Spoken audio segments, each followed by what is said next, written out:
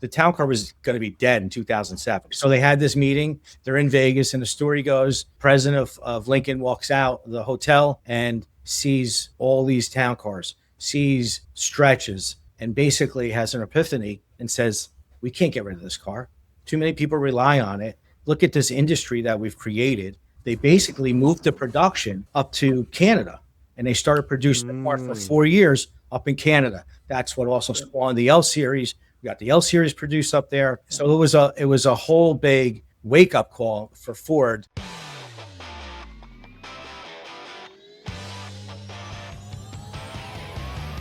You're listening to the Ground Transportation Podcast with Ken Lucci of Driving Transactions and James Blaine of PAX Training.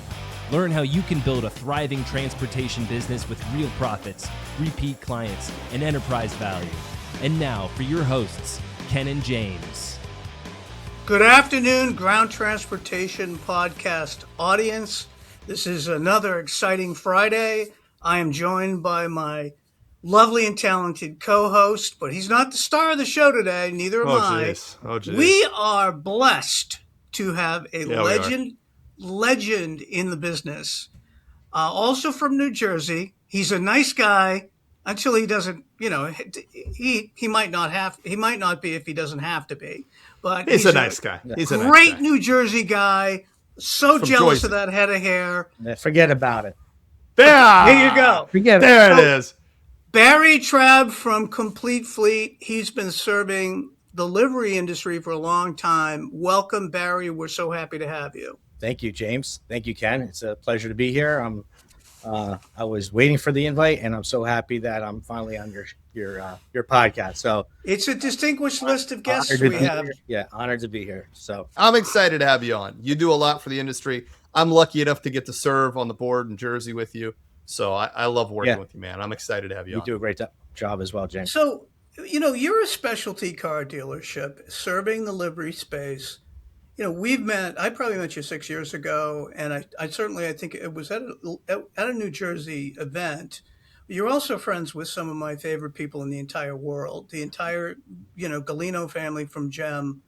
Absolutely. I met them after I sold them Concord Worldwide. Bobby Bellagamba, another great friend of yours from New Jersey. And so, but I have to say, I heard about Complete Fleet long before that because some of my clients in my early days used you to buy cars, and we always saw your sales orders when we were doing valuations. But I'm talking about some people that are in California. So I want you to tell us about Complete Fleet. How did you get into the space, and how did you choose delivery as a niche? It's an interesting story, Ken. I actually got in as a chauffeur in high school. I started working for a family friend. I was a junior in high school. I was doing funerals and proms, and I looked like a 12-year-old boy, baby face. And with great hair, though. And you're on an insurance plan, so like this could never fly today, junior. No, high school, it was incredible that they allowed me to do it. No map, no GPS, going out to JFK, picking people up. Having to use payphones and beepers and all that stuff to figure out how to get to JFK Airport. Never been there before. Kind of like worried, am I going to get lost? And I'm in the Bronx. What am I going to do? Then ultimately, I switched to a company that did like a lot of exotic cars. This is late 80s, so they had super stretches, tandem axle stretches. Wow. And I really grew fond of the industry, the people I was driving. And then I decided to do it. I decided to buy my own car. I was 20 years old, and I started my little venture. Exquisite Limousine was born June of 1989. I operated and owned that company for 15 years.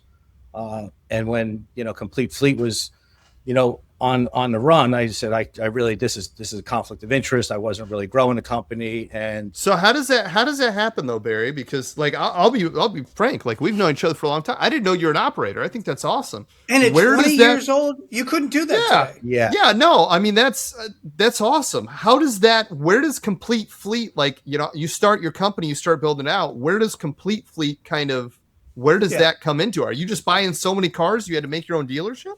No, I wish that was the case. What I did find in my 20s is when I was going to buy cars, I was going to these major, fleet dealers. I wasn't getting treated well. I was just a number. They didn't really respect me. Yeah. I was a kid. And well, you're a 20-year-old running a company. I mean, especially in that business. Right. But, when you're 20 and you start, you're thinking, you know everything. And then you're 25. Forget this guy. I'll do it myself. You're 25, then you're thinking the same thing. Like, and then you're not getting treated the right way. And one thing I found as an operator, I really enjoyed selling. I really enjoyed knocking on doors, talking to people, always not getting a sale. That was just something that was in me. And I felt, when I was 30, I felt the need, hey, this is something that I could partner with another store. I put a business plan together. And at that point, my first company was born. Complete Fleet started probably about 10 years after that. We were basically off to the races, and it was all basically about delivering customer service, giving people back what I wasn't getting as an operator, right? Knowing the small operator, trying to get the big operators, and just knowing that you're present, right? You're there for them. So that was really my sales pitch. Well, think about it. A typical dealer doesn't really care if this vehicle is off the road for an extended period of time. But it's not their problem. It kills us if we have a vehicle down. Every single day we're losing revenue. And, I follow you on Facebook. I see how you deliver vehicles, personally. Even now, you're delivering them personally. So tell us a little bit about Complete Fleet today. What are you handling? So we basically, and COVID really sparked this for us. We were solely doing Ford and Lincoln. We dabbled prior in years, not having setups in our partnership stores. It was kind of a little bit of a struggle. And right before COVID happened, we were ready to partner with Volvo. The S90 was about to come out, and we were ready to go off to the races with that car. Obviously, that the sedan went away, right? So it's like that was the last sedan standing, and they were certainly energized enough to be in the business and wanted it. So COVID happened, everything got shut down. And once we started pulling out of it, I actually reached out to Volvo and said, hey, listen, we got to put this program back on the map again. I actually got them to, they weren't going to order any cars. They were just saying, let the customers come to us and we'll order the car. And I said, that's not going to work. It takes 6 months to get the car. We have to be proactive, have cars. That's not how that works. So these guys don't plan ahead that much. No. Can you have a car here in 10 minutes? I want to buy one. It's exactly. I have the money now before I spend it elsewhere. James, I'm getting a text for that. Take this paper bag full of money, please. Yeah. And that's exactly what it was like with COVID. You just couldn't have enough cars. So with that happening in COVID, we realized, hey, we got something here. This is just not for Ford and Lincoln. We bring a lot of knowledge and great relationships that we have with clients 100%. And people, they want to deal with you. They want to buy from me, right? They want to buy from my team. We care about them. So that basically got us involved with a Chevy store. And, we partnered with a Chevy store, and we're partners with now a Cadillac dealership as well. So Barry, you are a multi-vehicle sales provider. Without getting into your secret sauce, I don't want you to do that. How does that work? How do you get those manufacturers to take you seriously? Well, again, I'm almost 40 years in the business, right? So I have the knowledge. You look like you're 25. Thank you. You look marvelous. So 40 years in the business, right? And you have your knowledge, you have your customers, you have years of selling cars, being heavily involved with the associations, and just my reputation, our reputation as a company, it just precedes itself. People just want to do business with us. So there's no question about that. I mean, it shocked me. Jennifer Buffo from Pure Luxury in Napa Valley, California, when we sold her company, all of her sales orders came from you. And I said, Jennifer, Barry's in New Jersey. I wouldn't have it any other way. Yeah. And this is what people don't understand. You go to your local car dealer and you buy something off the lot, even if it is livery, okay, you don't have your advocate. Barry's the advocate. Absolutely. And he also knows everything going on with the manufacturers. So can we step back and talk about how did you get Volvo after the pandemic to really take you seriously? Did you give them any projections, or you just said, trust me on this? And this is Volvo Americas in New Jersey, right? So I was dealing with the fleet rep and we had started the relationship again prior to, and again, they were not going to order any cars. And I said, that's fine, but we want to order cars. We want to order 50 cars. Give us 50. Right. Wow. And next thing you know, they ordered 50, but then the fleet manager came back to me and said, yeah, we're going to order 50 as well. So I motivated them to get back in the game and realize, hey, if he's going to do it, he must know something that we don't know. And I got them back in. And then in addition to that, you know, with Ford, we were very lucky. We've got very good contacts with the manufacturers. And I got Ford to basically, not necessarily me, but they realized that, you know, there was still a need to build cars. You know, we had the chip shortage. It was like oh God, that was terrible. Perfect storm. You know, oh geez, that was a hot mess, man. It really was. So they kind of prioritized our fleet vehicles. So my retail department was really upset in the multiple stores. Like, we're not getting cars. How are you getting cars, Barry? And it was just like we were getting priority. They were building our fleet cars. And which is not typical. You wouldn't think our industry would get priority. I mean, you did some real magic there, Barry. Well, listen, it's not me. You know, I pushed the buttons and it worked, right? So, and they prioritized our cars, which was fantastic. And that's part of the reason why we also expanded, because like Jennifer Buffo, like Robert Alexander, we had cars and they needed cars. And, you know, when you give the customer service and then you also have the product to deliver it, right? Where nobody else did. So we had the cars, we were able to deliver them flawless. And the biggest part of this whole process is really paperwork, right? It's and the ease of the transaction. So anybody could really sell a car. Are they going to stand behind the product? Are they going to stand behind the paperwork if something happens to it? Are they going to expedite the paperwork, which, you know, is crucial? You know how many nightmares the DMV I have heard operators go off about? I mean, it's a mess. It's certainly a mess. And regarding DMV, everything changes like day to day. You know, what's good yesterday in this form, no, now we need something else. And then they come back and they say, well, no, you need this tax form. Oh, guys, you're in New Jersey. You're tax exempt. You don't need this tax form. You know, like, right. So now you have to explain it to the DMV and the customer. It really is all about the relationships, because when it's one thing when things are going well, but when the shit hits the fan and you need the attention of the dealer, you're going to get it. So talk to us about specifics about, you know, the Volvo they're not building it anymore. No, they are building it. They're not importing it. They're not importing it. Oh, it's just not in the U.S. market. Yeah, because of tariffs, and that's subject to change. That is subject to change. Do you think if the tariffs drop, it'll come back into the industry?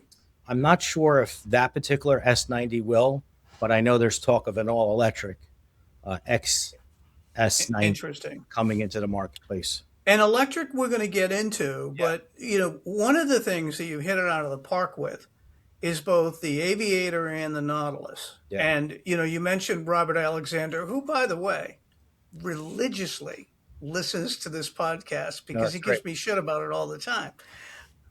We have to have him on, by the way, because he's got an incredible story that he needs to tell. Anyway. Without a doubt. Robert, you know, he's kind of agnostic on vehicles, but he raves about the Nautilus. His customers love them. So tell us about the difference between the Aviator and the Nautilus and what your thoughts are on it. That's great, Ken, and I really appreciate we touching on the Nautilus.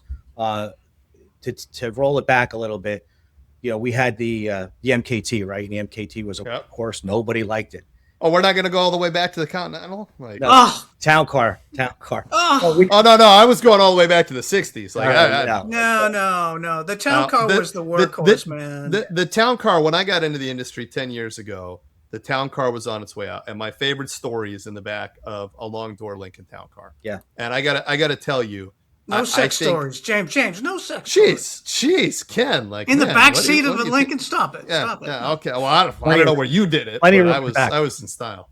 But I guess if you go back that far, like you went to the MKT, I would say start us at kind of the Lincoln, right? Start us at the town car, if you don't mind. Yeah. So again, that was the only car, right? So my competition, there was no separation, right? You're buying one car, so it doesn't really matter.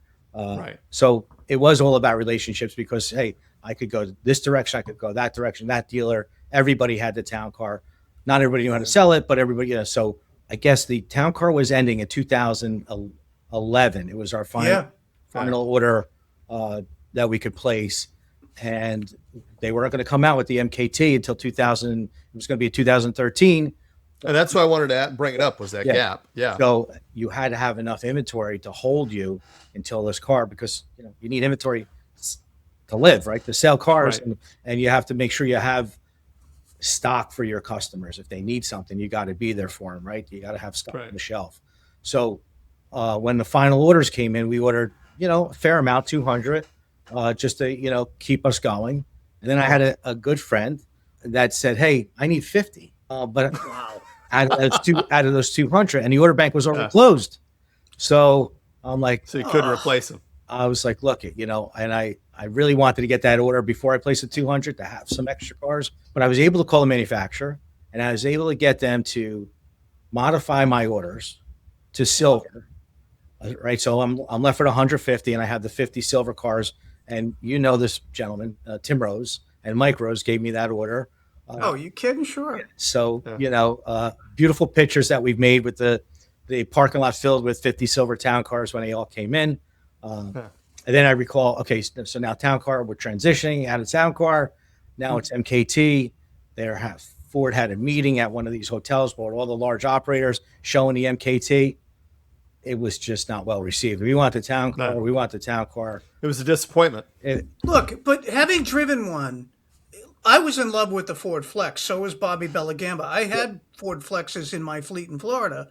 But to give it its due, the MKT was a workhorse. It just was the look, right? People didn't like. It was such a departure. Like if you look at a town car Too to an radical. MKT, I mean, you're basically you're not going to an SUV. You're almost in a crossover space. So look, what was that I've driven like? Flexes. Flexes are ugly as hell. Like I know. apologize to anybody that likes the Flex, but that's a face only a mother could love. That's like an Edsel looking face, man. Yeah. So take us through the reveal, Barry. What was that like? Oh, it was just like, if they could boo it, they were booing. They were just like not happy. Right. Bustle back, kind of wacky back. Did they put the sheet back on the car? Yeah, there was just like everybody was MF in the car, right? What did they do here? Like, what is this? And then what have you done? We are in New York and New Jersey here, so I can imagine. But if they would have liked it, it would have been fine. Just you brought out something they're not gonna like. But fast forward, when they stopped producing it in 2019, people were like, oh, "I really love that car. There was so much room in it." Something. They learned to love it. Yeah. And it was a workhorse, and we could. She was an acquired taste. Yeah, all-wheel drive. The town car did not have all-wheel drive. It was horrible in the snow, and this was great in gas and had technology and had cameras. So all that stuff was really, it rounded out the car to be really a great workhorse and a gorgeous interior. Great stretch too, right? So, great stretch. Yes. Yeah. I think stretch. The big thing that I got into the industry right about the time this is happening, and I think one of the things that's really big there is change, right? Yeah. People hate change, and that was a radical change, and it took time to grow on them. I think the other thing that, and Barry, you're going to be able to speak this a lot better than I can. I think they felt like they were forced. They felt like, hey, we've picked what we're going to replace it with, and we've picked it based on what we want. Not what you want, not what you are giving us on feedback on. Right. I remember the president of Lincoln at one point saying, I don't want my luxury car, meaning the L Town car. Yeah. I don't want it being positioned as a black taxi. He made a comment about it in the last year, but what they failed to understand was the damn reliability of that L car. You couldn't kill him. To back up a little bit, Ken. It was really 2007. All right. There was a meeting. They were going to close. I believe they were producing the town car in Dearborn. Right. And they were closing that production plant. And they had a meeting with all the dealers, all the coach builders out in Vegas. Right. And the town car was going to be dead in 2007. So they had this meeting. They're in Vegas. And the story goes, the president of Lincoln walks out of the hotel and sees all these town cars, sees stretches, and basically has an epiphany and says, we can't get rid of this car. Too many people rely on it. look at this industry that we've created. And Yep. they basically moved the production up to Canada, and they started producing the car for 4 years up in Canada. That's what also spawned the L series. We got the L series produced up there. So it was a whole big wake up call for Ford. They were not going to build again. The town car was done in 2007, and thankfully that's how we got to 11, right? That's how we got to 11, right? Yeah, and it's same thing. You had to order cars till the plant reopened, and so again, we had to stockpile a year's worth of cars in 2007 before we could get to 2008. So it was a little bit of a cluster. But that was the heyday of the industry back then. I mean, before the financial crisis, right? There was just massive amounts of town cars all over the tri-state market. So fast forward us, the MKT, it became an acquired taste, and now that's a good way to put it. Yeah, it's an interesting to me how the crossovers kind of taken the place of the sedans. But talk about that a little bit. I mean, I still have network clients that 70% of their business is not 70, like 62% of their business is one passenger, and they're technically selling them a sedan. They may have to get an SUV, but talk about the crossovers. So again, what people don't really understand is like Ford's commitment as well as GM, right? But Ford specifically at this point, they were building cars for our industry. They were making vehicles that we can somehow use, right? And the Aviator was the next transition for us. Nobody thought, especially my contacts at Ford, thought that they were actually going to make that a livery vehicle. And what that does by making a livery vehicle, you're reducing the cost for, you're taking some of the content out, so the vehicle is more affordable. In addition to that, they're slapping on a 4-year, 150,000 mile premium care warranty. So, but that's the big deal, isn't it? That is the big deal. That's more on their end. That's the bigger risk than stripping the vehicle down. Right. So I bet you a lot of new operators don't realize that the livery vehicle is different than the consumer vehicle. It's got heavy duty brakes. It's got a bunch of different things to it. When it did, not so much. It did.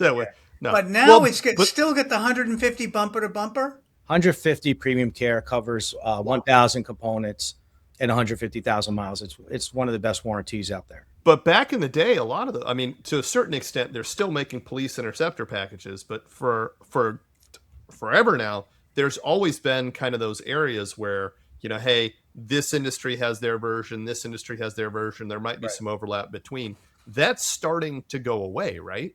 It is. So, let's just talk about the Aviator space, right? Aviator had a Cadillac that was competing against it. I believe the CT6. And then also now the Volvo. Volvo wanted to get into the XC90, similar space. So those three horses running in the same race. And quite honestly, Aviator already had a head start. People were gravitating towards that vehicle. And then the Nautilus, they decided to move that production over to China. And wow, what a car, right? When I first came in, it was like, this is like a baby Navigator. And the big thing, beautiful. Yeah, the big thing for me is obviously the hybrid. Hybrid changes everything, and I take my customers' feedback, right? And Mike Rose, of course, and Mike Rose was like, "I'm gonna love Mike Rose." Yeah, we talk a couple times a week, so it's all good. But he was telling me, "Hey, this is a car that I think I want to try," and being in that back seat prior to Mike placing the order for a bunch of them, before I was sitting in the back seat, I'm like, this actually has more room than the Aviator. Really? Yeah. The second row in the Nautilus is pushed back a little bit more. They're spacious. They're deceivingly spacious. Yeah. And the door opens up more, doesn't it? The door is a little wider of an opening, and it's also taller. So, and not as high as the Aviator. Now there are Aviator fans that they don't want to buy a Chinese car, even though it's owned by Lincoln. Sure. Volvo. It is what it is, right? So, but it really came on fast, the Nautilus, and when you're talking about RMA is one of the largest networks in the country buying them, and I know a couple of the other networks have bought them, right? And they rave about them. Talk about the mileage on the hybrid. So the mileage is anywhere between 30 to 35 miles to the gallon on the hybrid version. We've compared the gas engine versus the hybrid engine, and because it's about $3,000 more, and you make that back. You make that back in like 6 months. If you need the calculation on paper, let me know. What about the maintenance schedule? No question about it. Yeah, let's talk about the maintenance. Yeah, the maintenance schedule, the serviceability. I mean, obviously, if you have a hybrid drivetrain, now you've got a more complex drivetrain. So, interestingly enough, I don't see many of them in my service department, and I'm not getting calls. So you talked about, being involved and speaking with your customers and getting feedback. Yeah. Well, I'm putting out fires every day.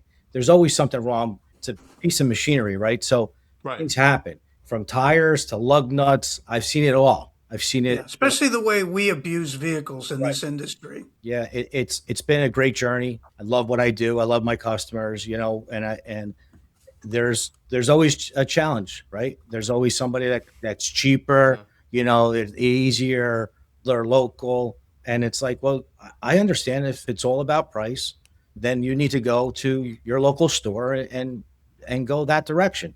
We kind of work on a different way. We want to service our customers. We're all in the same ballpark, but it's all about service. It's all about taking care of you. And then when you do have an issue, I'm going to stand up for you. I'm going to make the waves. I'm going to call the manufacturer. I need help here. And believe me, I'm the squeaky wheel. I mean, I don't stop until. Well, you represent a few thousand units to them, whereas maybe the guy that buys it from his local dealer because he knows a salesperson, that vehicle is sitting in queue. Just like everybody else's vehicle. So talk to us. I love the fact that Lincoln came out with a hybrid for the Space. It still has the same livery warranty, correct? Yeah, interesting. And thank you for bringing that up. Yeah, 4-year, 150,000 mile warranty. And then they just offered this product that actually we just became familiar with it, but it's been out on the books for a couple of years. There's now a warranty that Ford Lincoln offers, and it's called a wrap. You take your vehicle that has 150,000 miles on it and extend it to 200,000 miles. And you have an option to do it for 4 or 5 years. And it's a very competitive price to do that. So to have a factory warranty to go all the way up to 200,000 miles. Unheard you can't beat it. Let's back up. What do you think the average New York and New Jersey operator turns their sedans and SUVs? Give me a mileage or a year. Is it 3 years on the dot? Is it a certain amount of mileage? So the typical turnaround, this is a good subject to talk about, because you got guys that are running their cars for 30 months. Some are operating for 24 months. Yep. And then I've got a lot of these other owner operators that want to finance their cars for 72 months. Wow. And it's a tough one. It really pains me when people come in and they want to upgrade their vehicle, and they still have 3 years left of you got a 6-year loan. Yeah. And, your car's got 150,000 miles on it and it's not worth much, Right. Cadillac Escalades, and this is where I try to educate the buyer and say, you really don't want to do this. Even if you don't buy it from me, don't go with a 72-month finance. Don't even go with a 60-month finance. And one of the things I always joke about and touch, I say, listen, you always got to have an exit strategy. Whenever you buy that car, you got to think about how you're going to get out of it. Like right when you buy it, so you got to throw extra money at it, whatever you got to do to make sure that in 36 months, God forbid, the world turns upside down, you could get out of your car, so. Agreed. Look, the mathematics on the SUV is if you're not doing $180,000 to $200,000 a year out of those units, you have too many of them. If you're an IO, you should be doing $180,000 to $200,000 all year long, all day long, because you have multiple people giving you work. Right. So to finance that out 72 months, it's a suicide. Barry, you're probably one of the only guys to give them that advice. The rest of them would be like, sign here. Absolutely. Well, they just want to move units. I don't know that my competitors go that same route, but as far as the fleet dealers, I think we're all in the same school. Yep. But if you go to the one-off or retail store, they don't care about you. They're gonna. Well, they probably don't get it either, right? They don't get it, and they're even submitting you as a retail. Tell us the difference. That's critically important. When you go retail, what tends to happen, what I find is I get a lot of guys that call up that want to buy a car, and they're going through all the steps. I got to trade. I do this. I do that. And the final question is, hey, do you offer 0%? And no, we don't offer 0%. It's a commercial loan. It's a commercial vehicle, and other dealers will do this just to sell the car. The price may be a little bit higher, and this happens a lot in my general area. A lot of the guys go into the store. I tell them, guys, if you're going to do this, here's the mix on it. You got to basically take this car and register it. The dealer's going to register it because they want to make sure it's a retail car. Then you're going to get your title back anywhere from 6 to 8 weeks. 6 to 8 weeks, you get your title back. Then you could get your TLC plates or your livery plates, whatever you're doing, because you already satisfied the bank as a retail car. Now you're going to make it a livery car. You're not working for 6 to 8 weeks. So the money that you're saving, you just lost a month and a half, and you're paying insurance, right? And what are you doing at home? So it's not worth it, and I try to educate some of these guys, and some of them get it. Some of them don't. They're so focused on 0%. So, well, they're also focused. Listen, it's a workhorse. You have to take care of it, but it has to make financial sense. The Escalades should get you a higher level clientele and demand a higher price. If you're out there marketing low price, you can't do it in a brand new Escalade. It's just the numbers don't work. So you talked about a hybrid. Give us your thoughts on EV in the livery space. There was, based upon perhaps all of the things going on with the federal government pushing EVs and the tax credits, et cetera, those have all subsided. But what do you see for the future of EVs in our space? I really feel that the hybrid's the better option because, the ease, 100%. the comfort. Chauffeurs don't want to go to a charging station, right? They're not educated on this. It takes longer. You got to find it. They get, range anxiety. They don't know when the car is going to run out of. No question. They got to make a whole nother itinerary, right, to be able to know where they're going to recharge it, and then pray to God you're going to get back from a long run. We tried this route. We had the Mach-E. They were throwing that right after COVID. The Mustang Mach-E from Ford, correct? Did they put that in the livery fleet? Well, they didn't. They tried. They tried. They didn't give us an extended warranty on it, right? But they did give us inventory. They did give us even allocation that we could order it, and we ordered a bunch of them. And I really love the car. I got to be honest with you. I drove it for a couple of weeks. I loved it. And when I tell you that it had a great back seat and it had the roof, it was really a nice passenger vehicle. I've got a couple of people that still have them, but it's just not there. You just don't have the infrastructure and along with the drivers being comfortable to charge. Well, you said a mouthful there because our industry, nothing goes as planned. So if you're in an EV and you've got a last minute pickup or you've got an extended pickup, and as a driver or chauffeur, you're sitting down looking at that range and saying, holy shit, right. I'm not going to be able to do this. I've always wondered that because to me, the hybrid is the solution because it gets you over the 30 miles per gallon. Maybe in the city, what do you think they get? The hybrids are going to get about 35 miles in the city and 30. And we're talking to another manufacturer as well that could get anywhere. A sedan is coming out, and it's a little under the covers right now, but there's a potential new product that we're going to represent that could get. You want to break it here, Barry? You want to break the news here? I don't want to break it yet. That's bad luck, Ken. That's right. He's just I agree with the that. second episode. I agree with that. Don't jinx it until you're all ready to go. But real quick before we move on, Ken, though, I think one of the things that I wanted to touch on, and I wanted to get Barry's opinion on this because this is something that we see. I don't know that range anxiety when we're dealing with fleets, and we have electric vehicle training, right? I'm working with fleets all over the country that have electric vehicles. I don't know that range anxiety has been the number one issue. I think what we found is the issue has been more the fluctuation.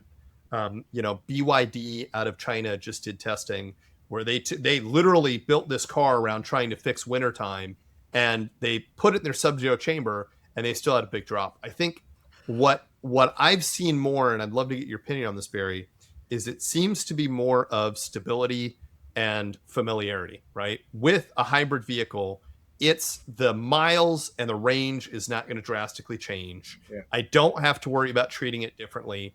For almost all intents and purposes, like you understand it's a hybrid, but for that chauffeur, they're getting in and driving it the same. Right. I'd love to get kind of your thought on what that looks like. Is this something that you see? And I'd love to kind of equate it to the SUVs.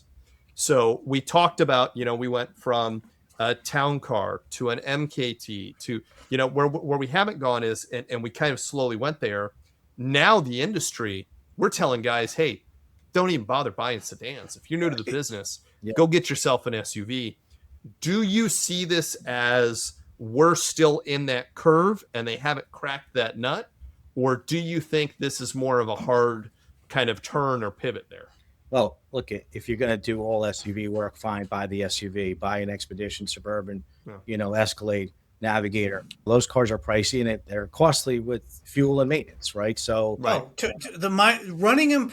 cost per mile is almost double, maybe 2/3 higher. Yeah. I don't understand how there are a lot of operators out there that are using their SUV to do sedan work, right? Right. And you're trying to make everybody happy, but you can't, right? You're going to lose money by doing it that way. And it's unfortunate because there's an influx of different business, right? You may get the 1 passenger, you may get the 3 passenger.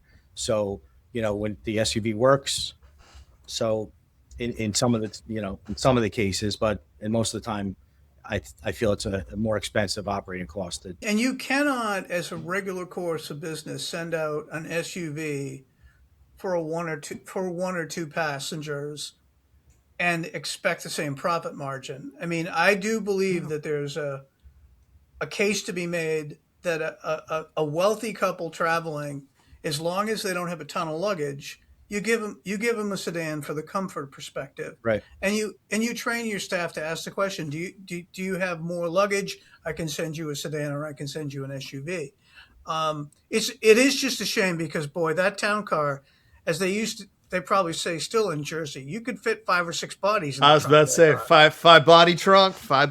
I mean, but I think the reason I wanted to kind of go there and kind of the undertone I wanted to bring into the conversation is I think what we have seen is our segment of the industry doesn't move that market, right?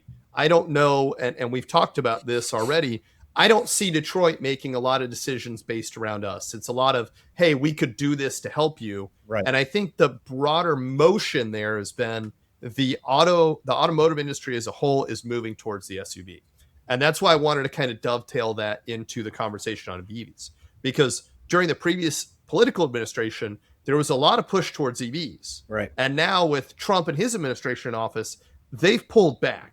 So I guess my question would be, with your 40 years experience, where do you see it landing? Do you see a resurgence of the EV, or do you think it's going to be a lot more of the hybrid type technology? I feel more hybrid technology will come in. I know that GM is pretty heavy with the EV market and trying to get more and more vehicles out there that are electric. I just don't see it for our industry right now.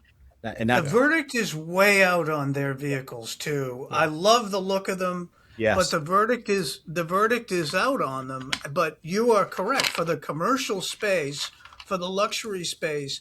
I could see the Escalade maybe being a house car for a hotel because it's short runs, it's always coming back. Right. But then, I have a great client that's moving up to Boston, and he has some Lucid vehicles. And he's like, I can't send them up there yet because I don't have the infrastructure in place for the chargers. Yep. And every time we go to Logan, they're backed up. So I'm like, we can't do that then. He just moved into a huge building. But anyway, talk to us about the high top vans. I mean, they've also really taken the industry by it's exploded. Yeah. Last night I was looking on Bring a Trailer, and they had a 2020. Stop it, James. They had a 2023 Chevrolet old style body that's been around for 100 years. Do they still make the old style shorties? The old style? Does Ford still make the Econoline? They make the Econoline as a chassis for like minibuses. I believe they still are producing that. Maybe even some ambulances. Yep. that sector. Transit, Transit's been a home run for Ford. Absolutely. Yeah, and What do you see the life of that going? You don't see that disappearing. I don't see that disappearing at all. And they've done some tremendous things, and I've been working with Ford on maybe making this package a little bit better for our operators. I'm hoping that the input that I've given them over the years, like when it first came out in 2015, I believe was our first batch of transits. So many options, so many different configurations. If you want the single rear wheel, dual rear wheel, Short, mid, and high roof. Is right. that? Yeah, it was just Yeah. it's like learning the Torah. Really, like holy cow! Like there's no way I'm gonna learn all this stuff. But you. The transit came 13. But if I remember right, the transit came from Europe. They'd been running transit. Right. They'd been using that name and running it in Europe since like the 50s, right? They did hit a home run with that. I remember, because I have customers that have sworn to me to do the Mercedes, and we actually did a document that said, look, a gas transit versus a Mercedes with a diesel, this is your DEF cost, this is your mileage cost. Oh. Do you really need the Mercedes Sprinter? And it's funny, George Jacobs, the president founder of Windy City, I sent out a survey about this. Like, are people using the word Sprinter because they want a Mercedes Benz, or is it just general for a high top? And George calls me. I'm like, George, it was an email survey, right? Not anymore. He's like, look, I got to tell you, Sprinter's like Scotch tape. Nobody gives a shit. They just want a high top van. And it's Kleenex. He said, it's Kleenex. Yeah. And he said, look, it's Kleenex. It's not a tissue, it's a Kleenex. You need to tell your operators, if you're going to have a Mercedes, you should charge higher for it. And basically now you have the ability to offer 2 levels of service. But at the end of the day, if you're not charging extra, it's tough. That's a tough difference, the Mercedes Sprinter. So, and he clarified it to me. I mean, we actually quoted him in the end of the survey because it is like Kleenex. Hey, I need a Sprinter. And it's because they want the headroom. For a while there after the pandemic, you had a tough time getting transits. Tell us a little bit about that. Yeah, next to impossible because they were building everything for commercial purposes, So they weren't really thinking about passenger vans. And we lost construction vehicles, just the empty shelves. Well, yeah, and what was really big, obviously, was all the packages. So Amazon was exploding. Amazon needed all and every delivery vehicles, and construction contractors, all that stuff. So they really focused solely on that, I felt. But that's got to be easier for them to when you really start thinking about the auto industry and assembly lines and getting stuff down the line and getting out the door, I've got to imagine for them, they probably viewed that as a win of, we can get it down the line, we can do it with less people, there's less stuff involved, we get them out the door. Or do you think there was something else driving that? It was the e-commerce. Yeah, without a doubt. And Amazon stroking checks for thousands of them. Well, and that's what I'm saying is massive orders and being able to get them down the line. Right. So in our final few minutes, I have to tell you, you've got a great team, and I am so impressed. I see you setting up the booths with your guys. Talk about the team you have at Complete Fleet. We got to roll it back a little bit because my team is no longer a part of us anymore, but Bruce Sherlin was a big part of the company way back when. I believe he joined us in 2001, right after 9/11. Wow. He was scheduled to come on the 11th. And, oh, geez. Wow. Yeah, and he couldn't get out of the city. So Bruce has been with me for a long time, and we worked great together. We had some very large customers that we were able to take very good care of. And, when the pandemic happened, everything changed, and, Bruce felt it was time for him to live the next stage of his life. But with that, I've got Dino, and Dino's been with me for 20 plus years. Desiree joined the team about 3 years ago. And, I was just telling somebody that, she's been remarkable. Customers love her. She knows how, she's perfect for this industry. Let's just say it that way. Yep. She is. And Dino, you've really brought him along. and taught him how important relationships are. You've got a great thing going. Yeah. And it's interesting to me how we talk about on the with our clients how important it is not to be transactional. Right. No. Let's just face it. Uber is transactional. It's transactional. They don't care. We have to drive relationships. And, the secret to your success is that you're not going to be able to blow out the last nickel on a vehicle. But when the shit hits the fan, you're going to want Barry Trabb to call. You're going to want him in your cell, because your car salesman, your regular car salesman, and again, your vehicle is going to be sitting at a dealership in back of a bunch of consumer cars. So you've built the entire business on your back and creating and fostering those relationships. Anything you do over? I probably would have wished that I had formed these partnerships a little earlier in my career. I missed the boat for a minute on some of these partnerships, but everything happens for a reason. I feel I certainly put in my time, with Ford and Lincoln. They're our bread and butter. They're workhorses, and they're completely dedicated to our industry. Absolutely. Well, I mean, and they've been listed as sponsors for all kinds of different industries, right? I mean, I've seen Ford sponsor at NLA. I've seen them sponsor at TTA. I've seen them involved in the ground transportation space beyond just livery. And that Ford GM as well. GM has been very involved, and for years I was always trying to partner with somebody with the Suburban and the Cadillacs, and just inventory was really difficult to get. I wish in hindsight I could have formed those partnerships a little earlier. But your relationships and your track record with Livery probably helped you to expand with Volvo, to expand with GM. Sure. And you didn't have that back in the day. No. So Barry, tell everybody how they can reach you. It's really simple. You can find me anywhere, but Facebook, most people text me, and that number is 973-768-4500. As a old limousine operator, I have my phone with me all the time. My wife doesn't like it, but I don't put my phone down. Unfortunately, I'm always there. It's the industry. Clients. I'm always there for my clients, and it's not a 9-to-5 business, right? Especially, I'm working with a customer right now that's in Hawaii. He's calling me at 1:00 in the afternoon, at 9:00 at night. I'm there. Whatever you need, whatever I got to do, I'm going to do for you. That's the secret to your success, is driving those relationships and maintaining them. You're there when there's a problem. Listen, these are moving vehicles. There are going to be issues. And the key is you don't want to be stuck in the service bay at a pedestrian dealership. Right. But I want to ask you one final question. Do the Rose brothers call you after hours the way they call me after hours? No comment. No comment. Y'all are killing you're blessed if they're calling you after hours. I have to.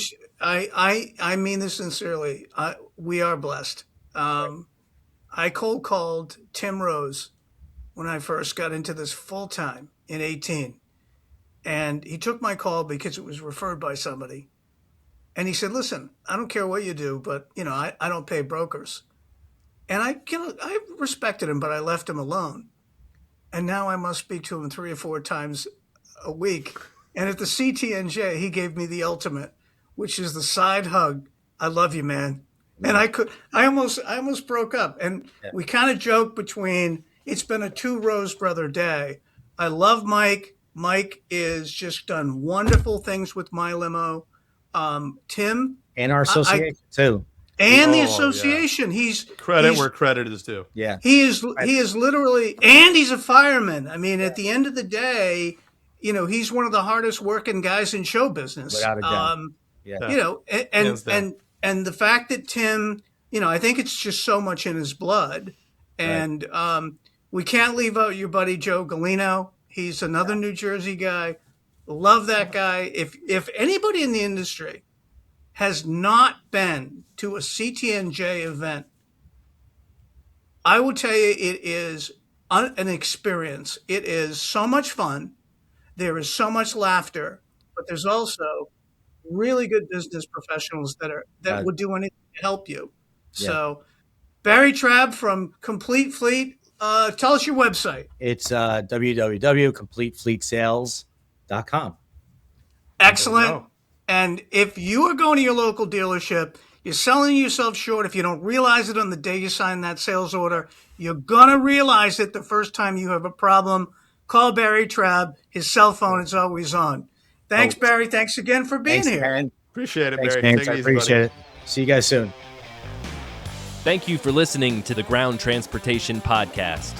If you enjoyed this episode, please remember to subscribe to the show on Apple, Spotify, YouTube, or wherever you get your podcasts.